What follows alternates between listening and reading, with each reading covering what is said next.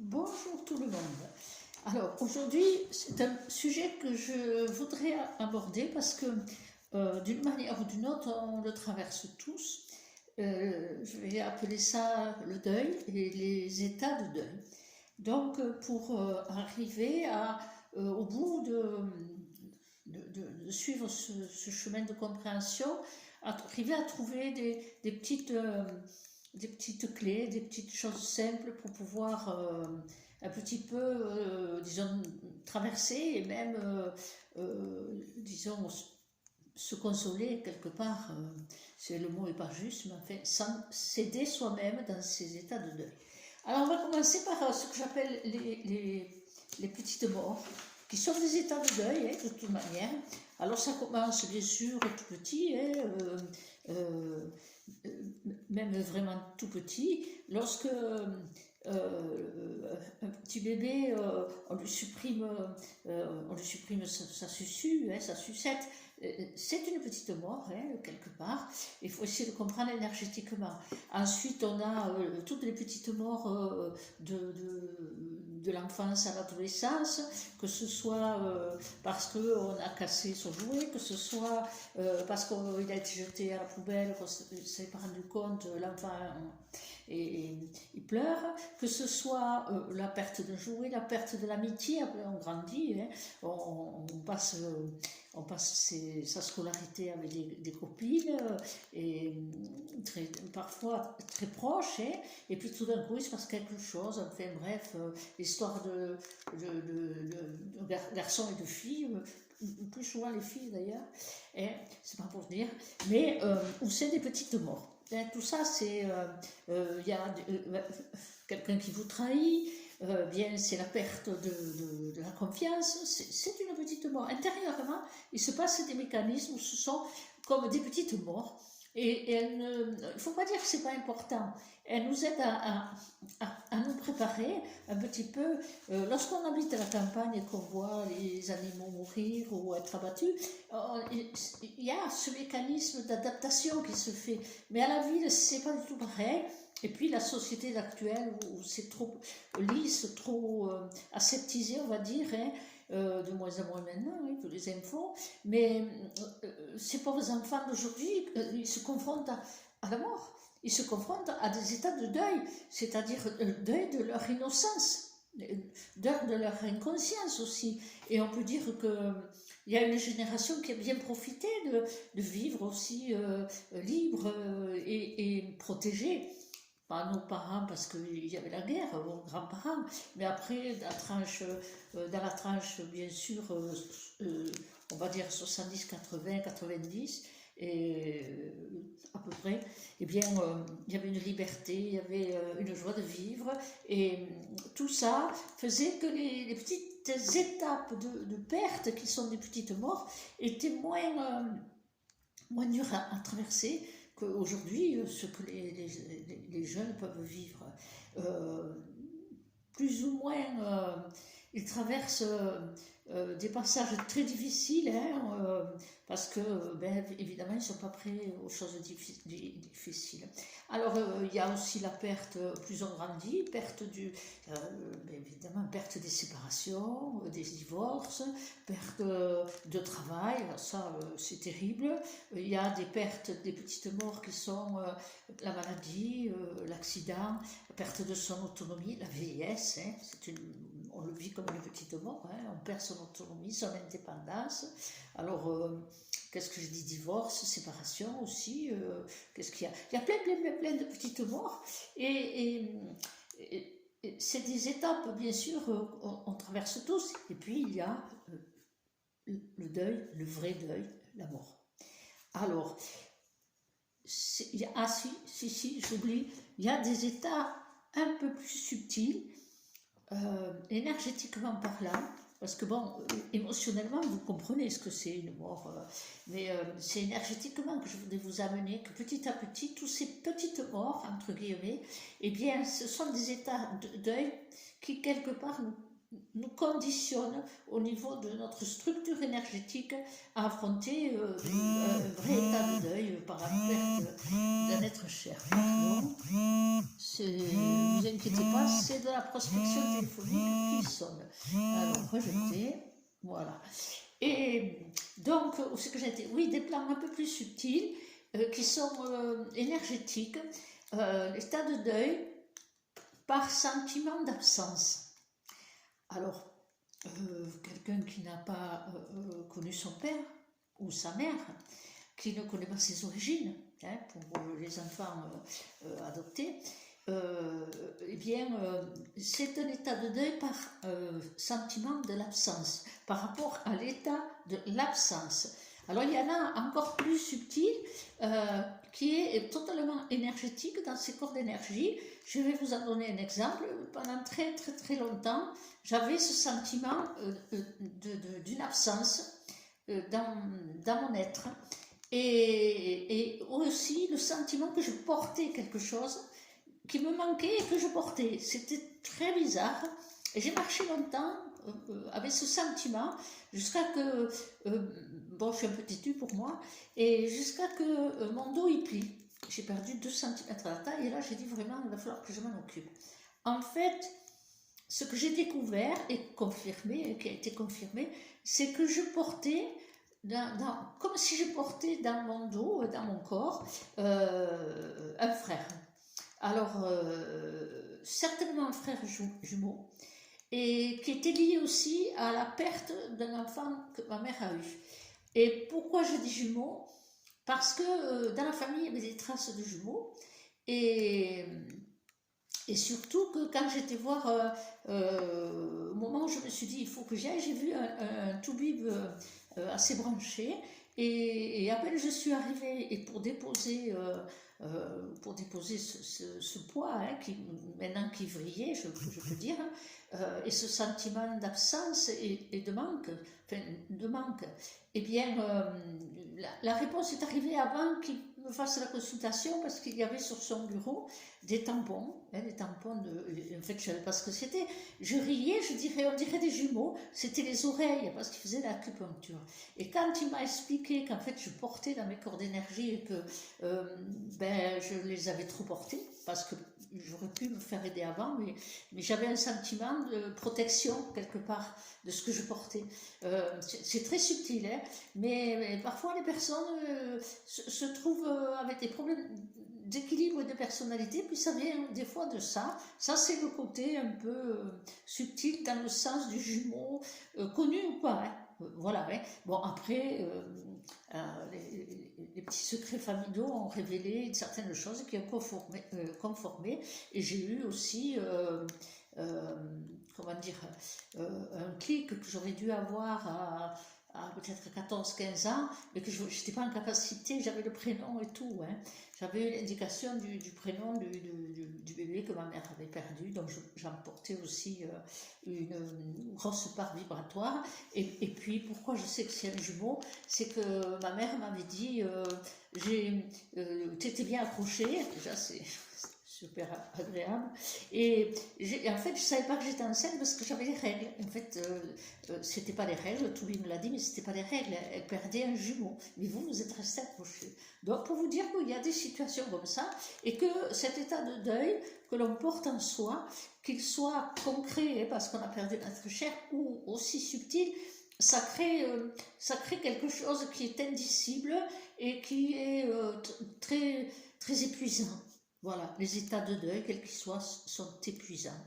Après, le vrai deuil, nous arrivons au vrai deuil, on perd un être cher, et là, il y a un tsunami qui se produit. Alors, lorsqu'il y a la maladie qui prépare inconsciemment, bon, il y a une partie de nous qui ne l'admet pas, qui le nie. Il y a une partie de nous qui, c'est pas possible. Même si la maladie est là, est installée, c'est très inconscient, et je vais vous en donner un exemple. Lorsque mon père est parti, il y a eu l'enterrement, il y a eu tout ça. Et je ne sais pas combien de temps après, mais quand même des mois, peut-être pas des mois, mais enfin, pas de suite après le décès, je me suis levée un matin, j'étais devant la glace, et tout d'un coup, mon cerveau, il a pris une piste, comme une piste de trial, hein, avec une mobilette bien puissante, qui me faisait dire, mon Dieu, il va sortir de l'hôpital. Vous voyez, il était enterré. Il va sortir de l'hôpital, on a tout enlevé. Vous voyez la confusion dans le cerveau? Parce qu'on a tout enlevé de la maison, et en fait, la maison était vendue. Donc, il n'y avait pas ce donné. On a tout enlevé. Qu'est-ce qu'il va dire quand il va rentrer? C'était complètement incohérent par rapport. Et j'essayais de me rappeler. Mais j'avais une autre partie du cerveau qui disait, mais non, il est décédé. Et ça tournait. J'avais une première logique du cerveau et l'autre logique. Et je n'arrivais pas à accrocher les images. Les images du décès, ni de l'enterrement. Et je vous jure, je me donnais gifle, arrête, mais ça n'arrêtait pas. C'est subtil hein, quand on réfléchit le cerveau, hein, comment il fonctionne. Il se s'est désolidarisé. Et là, il a fallu que heureusement, j'ai un seul détail qui m'a fait revenir dans la conscience. Et là, ben oui, il était mort, voilà. Donc, j'ai appelé un ami homéopathe qui m'a dit, tu n'as pas fait ton deuil. Alors bon, il m'a donné un petit traitement homéopathique pour m'aider et j'ai travaillé dans la pleine conscience, bien sûr, après, sur cette situation très bizarre vécue, où j'ai senti deux logiques dans mon cerveau et l'une qui ne s'accrochait pas à la réalité, ce qui veut dire que sans que je m'en rende compte, malgré la réalité concrète, j'avais une partie de mon être qui n'acceptait pas la réalité. Donc, c'est de cet état que je voudrais un petit peu nous amener à comprendre que dans les états de deuil, qu'ils soient des petites morts ou des grands chocs, hein, il y a une partie de notre cerveau qui crée un champ émetteur de déni, bien sûr, hein, et surtout, ça nous amène à des états de dépression sans qu'on s'en rende compte. C'est dépression cellulaire ou dépression psychologique, ça peut arriver aussi. C'est pour ça que souvent, quand quelqu'un a travaillé 30 ans dans un travail et puis que ça explose et qu'il se retrouve dehors, c'est pas la peine de lui dire mais allez, ça va aller, c'est là. Non, il faut rentrer dans... c'est pour ça que je voudrais vous dire un état de deuil. La difficulté, c'est déjà en soi. Vous voyez qu'il y a une séparation dans le cerveau, une inacceptation d'une réalité qui est là, et donc on tourne en boucle là-dedans. Donc, alors imaginez quand on a perdu un enfant. Imaginez, j'ai malheureusement, heureusement pas perdu les miens, mais j'ai vécu assez jeune la mort de mon petit voisin qui était toujours à la maison, qui était toujours chez nous parce qu'il tenait un bar et puis il venait jouer avec mon fils et puis il était surveillé, donc c'était mieux plutôt que d'être au bar. Et il est mort à l'âge de 9 ans. J'étais très jeune et j'ai pris cet état de choc. Alors, cet état de choc, il enclenche un processus dans le cerveau extraordinaire de déconnexion. C'est comme si on coupait le compteur.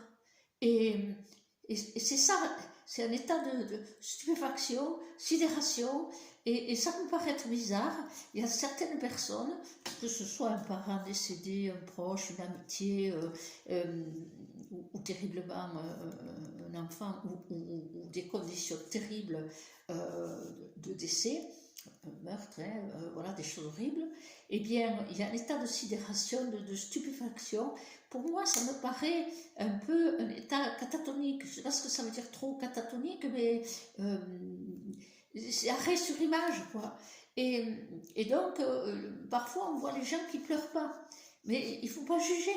Il ne faut pas juger. Ils ne pleurent pas. Ah ben, ils ne pleurent pas. Mais je vous jure que on a assisté un jour avec mon mari, une scène où c'était pas une mort, hein, mais c'était la mort de l'illusion sur sa propre enfant d'une femme. C'était pas marrant du tout de découvrir que sa fille, que sa fille avait des actes avec des hommes, enfin bref. elle est devenue cireuse. Le teint cireux. Je vous jure, j'ai eu peur pour sa santé. Donc, elle est tombée en cet état de fixation, comme ça, aucune émotion, pas pleurer, rien, pas de réaction, les yeux dans le vide, comme si elle n'était pas là, et tout d'un coup, son teint de peau est devenu de couleur de la cire. Et là, j'ai secoué tout le monde parce que j'ai eu peur. J'ai eu peur. Je leur ai dit, mais regardez dans le temps où elle est. Et j'ai dit, regarde ta mère, à la fille. Et bon, après, on a expliqué beaucoup de choses, on a mis la paix, bien sûr. Mais vous voyez, cet état, on dit c'est un état émotionnel, mais ça va beaucoup plus loin. C'est ça que je voudrais amener, que l'état de deuil. Et on va chercher des moyens pour essayer de s'aider soi-même. Hein, parce que personne ne peut aider la perte d'un enfant. Il n'y a que celui qui l'a vécu qui peut comprendre. C'est très difficile. Alors, c'est un état, ces états de choc extrême, hein, dans des deuils choquants, eh bien, il faut entendre, il faut comprendre que la personne n'est pas en capacité, elle n'est pas en capacité, alors, elle n'est pas en capacité de grand chose, elle vit son choc d'abord. Hein, il faut parfois longtemps pour sortir de l'état de sidération. Et puis, il faut penser aussi que l'entourage ne peut pas. Il peut pas. On ne peut pas leur en vouloir, mais ils ne peuvent pas. Quelque part, il y a un instinct. Il y a un instinct primitif, hein, un instinct de survie aussi, c'est de passer à autre chose. Alors l'environnement, il passe à autre chose beaucoup plus vite, bien sûr, que la personne qui est en état de choc. C'est de la sauvegarde, c'est un instinct tout à fait normal. Alors, je pense que s'il faut donner un conseil à l'entourage, dites rien, parce que ce que vous direz n'ira jamais. Dites rien, mais soyez dans l'écoute favorable, soyez là, même si, soyez là.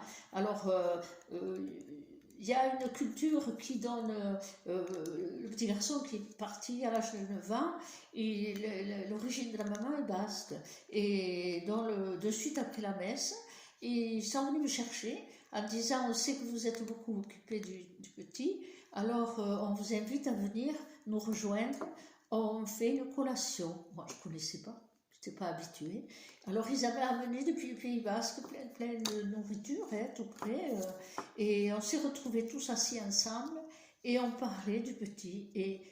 Et c'était, les parents étaient catatoniques, ça je vous le dis, hein, ils étaient assis avec nous, mais ça les a aidés. Après on en a beaucoup parlé avec elle, elle m'a dit, heureusement que vous étiez tous là, sa famille, et vous aussi, et une autre voisine qui le gardait aussi.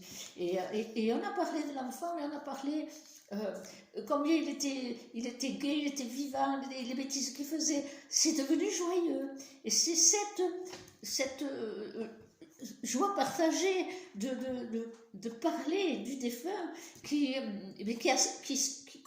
c'est pas que ça console, hein, mais ça empêche de basculer dans le gouffre, hein, parce que je vous avoue que c'était leur fils unique et que ça a été une grande leçon de vie pour comprendre ces états de deuil extrêmes. Voilà, les petits états de deuil et les deuils extrêmes.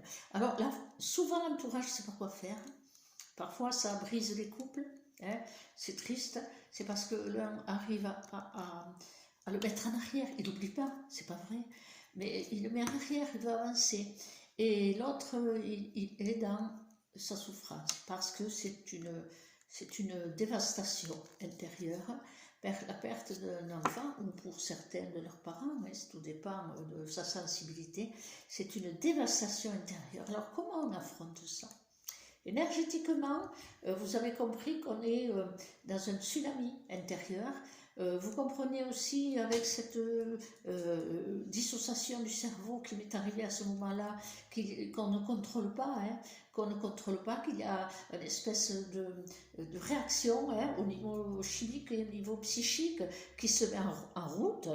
Et tout le monde n'a pas la même capacité pour remonter. Chacun son rythme, hein, on va dire, chacun son rythme. Alors souvent, on m'a dit, oui, voilà, parfois, il y a des parents, et même des enfants qui disent, oui, mon père ou ma mère, ils n'arrivent pas à oublier, ils sont toujours dedans, il faut dire, soyez patients. Souvent, quand notre petit enfant arrive, ça aide, mais on n'oublie pas. Hein. C'est parce que le cœur se brise pour certaines mamans et certains papas, le cœur se brise. Et c'est pas un petit mot, c'est une fracture, c'est une grosse cicatrice qui est encore ouverte. Et ce qu'il faut faire, la plupart du temps, les personnes évitent d'en parler. Eh ben, moi, je trouve que d'avoir parlé de l'enfant dans tout ce qu'il était espiègle, coquin, ça nous a un peu cicatrisé, nous qui n'étions que des tiers. Hein.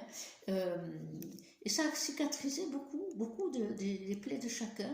Et on pouvait aborder facilement. Alors, c'était difficile à comprendre pour ceux qui n'avaient pas leur culture, qu'ils puissent faire comme une fête. Non, c'est une collation. Ils ont chanté des chants basques, c'était beau. Hein. Alors là, ça, c'était beau. Hein. Et alors ça, c'est notre âme qui pleure dans les chants et ça nous fait du bien. Hein.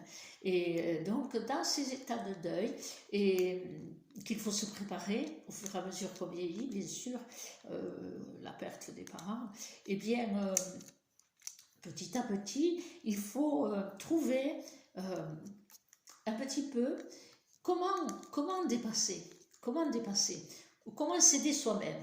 Alors, bien sûr, il y a une des solutions que moi je trouvais bien.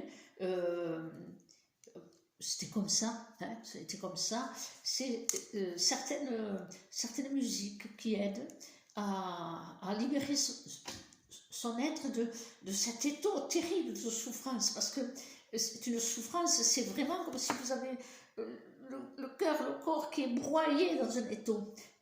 La perte de l'enfance, c'est ça. Personne ne peut comprendre tant qu'il n'a pas le doigt dans l'étau, comment ça fait mal. Et il faut aussi aborder, un petit peu aborder la différence entre la peine et la tristesse. Alors, je sais que j'ai dit à mes enfants, par le biais de ma belle-fille, le jour où je pars, soyez dans la peine, c'est normal, mais ne soyez pas dans la tristesse. Parce que la tristesse, elle mange, elle dévore un équilibre. La tristesse, non pas la tristesse, j'ai dit la tristesse, je suis bête, c'est la peine ou le chagrin, c'est le chagrin qui dévore. La tristesse c'est bien, c'est un état qu'il faut laisser passer, et puis rebondir, et recommencer, rebondir, alors elle sera toujours là, hein, elle sera toujours là, mais elle diminue de par elle-même, sans oublier la peine et le chagrin. Le chagrin, il ronge.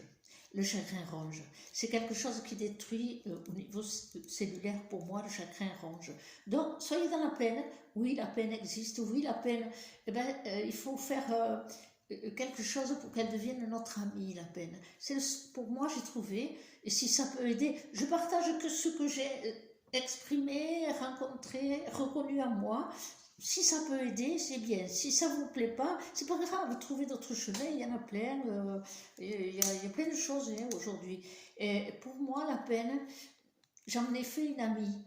Hein, que ce soit la peine de la perte d'un ami, hein, parce que ça peut être un grand chagrin, ou bon, mes parents, hein, une vraie mort. J'en ai fait une amie. Et pour les cas des personnes qui ont perdu un enfant et que le chagrin et la peine s'unissent à l'intérieur d'eux et que c'est trop vivant, trop prenant en eux, eh ben, je leur donne le conseil, trouvez une jolie plante, me demander quelle plante ça vous ferait plaisir pour votre enfant.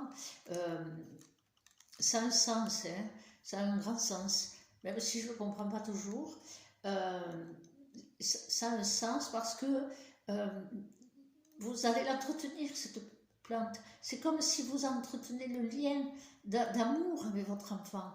Donc, quelque part, aller au cimetière, moi, ça ne m'a jamais plu parce que je sais qu'il n'y a plus rien, hein, là, il n'y a plus grand-chose, il n'y a plus rien. Et puis c'est mortifère. Mais une plante qui est dédiée à un arbre aussi, hein. Je dis une plante, ça peut être un arbre, hein. Les anciens, dans une certaine coutume, ils faisaient ça, hein. Et, et là, on rencontre son amour, ce lien d'amour avec cet enfant. Alors on est dans une peine, oui, mais une peine douce, une peine tendresse.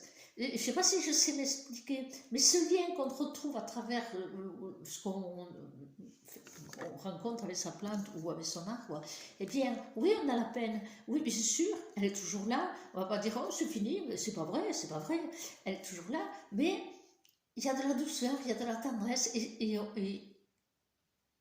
ça palpite. Ça peut être aussi au travers d'un objet. Hein. Au travers d'un objet, tout d'un coup, on ressent une émotion qui rappelle son être cher, et c'est le lien, c'est le lien. Là, bientôt, on avance dans nos travaux, et je vais pouvoir avoir le temps de finaliser la toile que je vous ai montrée, je ne me rappelle même plus comment elle s'appelle, La traversée des mondes peut-être, oui c'est ça, et la toile avec les cercles, tout ça, et quand je l'ai présentée, quelqu'un m'a exprimé qu'elle avait pensé à son enfant de suite qui était parti, et donc sur le moment, on me l'avait demandé plusieurs fois, j'étais un peu pas trop là quand je lui ai répondu, donc j'ai dit, mais de toute manière je mets en stand-by, et j'ai pas le temps de m'en occuper, donc, mais bien sûr ça sera pour elle, il faut que je lui écrive pour lui dire que bien sûr, mais là j'avais pas le temps, et puis là je vais pouvoir me mettre à la finaliser, la vernir, etc. Et parce que bêtement je lui ai dit, oui mais moi c'est loin, en fait vous voyez, le lien il s'est fait, ça peut être avec un objet, ça peut être avec un objet qu'il aimait beaucoup, puis il peut y avoir des signes qui confirment. Ça c'est comment apprivoiser sa peine. Voilà, je dis le mot apprivoiser parce que la peine, elle fait mal. C'est comme un petit animal qu'on aime bien, hein, mais qui nous mord. Et là, on l'apprivoise. Donc, utiliser quelque chose, un souvenir, un objet, mais c'est une rencontre. Et puis, quand c'est le chagrin, quand c'est le chagrin, lâchez-le. Essayez de vous en débarrasser, parce que le chagrin, je le sais. Je ne peux pas vous l'expliquer comment je le sais, mais je le sens, je le sens. Je le sens terriblement énergétiquement. Il ronge, il ronge, il ronge presque, il ronge jusqu'à que notre cœur et notre corps sont dans une souffrance physique. Alors là, on voit beaucoup de conséquences traumatiques qui se produisent dans le corps, et aussi que ça blesse l'âme. J'ai toujours senti que le chagrin, c'était terrible, et je trouve que le niveau de batterie est un peu bas, donc je vais aller vite, et je trouve que le chagrin, je préfère le laisser, c'est pour ça que j'ai dit, soyez dans la peine, mais n'ayez pas de chagrin. La tristesse, c'est normal, la tristesse, c'est des vagues, comme des vagues. Elle est là, puis elle est plus là. Elle est là, elle est plus là. Il faut laisser les vagues. Vous savez, les vagues, d'un gros caillou, elles vont en faire un petit sable. Ben, c'est pareil pour nous. Alors, je pense que je vous ai dit ce que j'avais vraiment à cœur de vous dire par rapport aux états de deuil qui peuvent nous manger, nous déstabiliser, déstabiliser notre relationnel avec tout le monde, avec les autres. On se sent toujours en décalage. Hein, quand vous avez perdu un enfant, on est, allez, il y a la fête, on se sent en décalage. Et bien, voilà, on est dans la peine. Il ne faut pas mettre le chagrin, on est dans la peine. Et bien là, il faut se rappeler le petit objet qu'on a dédié à ce partage, à cette connexion avec sa tendresse. Sa tendresse avec l'enfant. Sinon, ce ne sont que des regrets. Et les regrets, ça ne construit rien. Mais la douceur et la tendresse, ça amène beaucoup. Voilà, c'est un sujet un peu délicat, mais je tenais à vous le partager.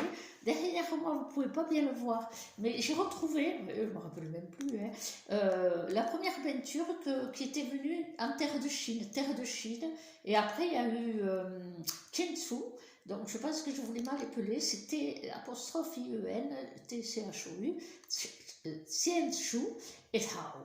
Voilà, c'est trois passages d'état. D'abord la rencontre avec l'énergie de la Chine, ensuite le vénérable et je me suis perdue, le vénérable et puis Chen Shu, et ensuite Tao. Vous voyez, on peut voyager, hein, on peut voyager sans quitter le fauteuil. Voilà, alors bien mettons un élan d'amour en nous, avec cette petite vidéo, à tous ces êtres qui sont partis, qui sont plus là, qui sont dans vos cœurs et dans vos chagrins. Et sachez que vos chagrins, vous pouvez les diluer comme un sucre dans de l'eau. Pensez-y, mon chagrin, j'en fais plus un charbon, hein, tout noir, tout pesant. J'en fais un sucre bien blanc et qui se dissout à l'eau. Mais par contre, ma peine, je la chéris et je l'aime et je lui apporte plein d'amour et de tendresse. Et bien, soyons tous ensemble, chacun qui a perdu un être cher et qui est encore dans la tristesse, ou dans le chagrin, eh bien, agissons dans l'intention, hein, maintenant vous savez, dans l'intention pour apporter une connexion de joie entre soi-même et soi-même, pour mieux être. Voilà, je vous dis au revoir, à très bientôt. Et bien sûr, j'ai oublié, paraît-il qu'il faut le dire au début, faites au moins le pouce, parce que je ne sais plus pourquoi, on m'a expliqué, mais je n'ai pas trop compris. Je ne sais pas, et diffusez autour de vous, quand vous le pensez que ça peut intéresser les personnes, parce que sinon on reste en cercle fermé, et le but c'est de partager, hein, et d'aider aussi les autres, parce que si ça vous aide, ça aide aussi les autres. Alors, j'ai des retours qui me font plaisir, mais pensez à diffuser, et puis je remercie ceux qui le font, dans leur sphère ou dans d'autres sphères, pas toujours dans les gens qui sont déjà avancés dans le chemin, hein. Il faut aider les petits pas aussi, hein, ceux qui découvrent, les plus jeunes. Il y a une jeunesse là qui se réveille, et ils ne savent plus quoi croire. C'est surtout ça. Eh bien, le tout est possible. Tout est dans le tout et le tout est dans le tout. À bientôt!